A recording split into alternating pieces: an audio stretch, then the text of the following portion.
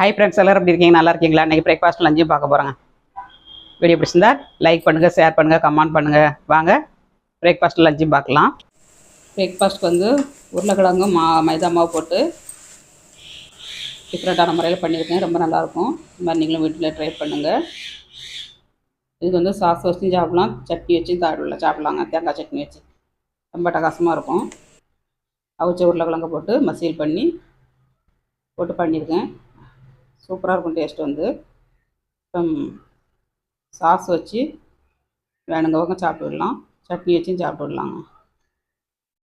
மதிய லஞ்சு வந்து சுட சுட சாதம், சவுக்கு போட்டு தேங்காய் அரைச்சி விட்டு சாம்பார் வச்சுருக்கேன், கோவங்காய் பொரியல் வச்சுருக்கேன், தயிர் வச்சுருக்கேங்க.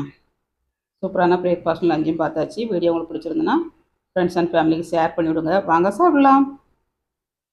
எங்கள் வீட்டு பிரேக்ஃபாஸ்ட் லஞ்சும் பார்த்தாச்சுங்க. உங்கள் வீட்டில் என்ன பிரேக்ஃபாஸ்ட் கமெண்ட்ஸ் பண்ணுங்கள். மெயின்டெனன்ஸ் சந்திப்போம். பாய்.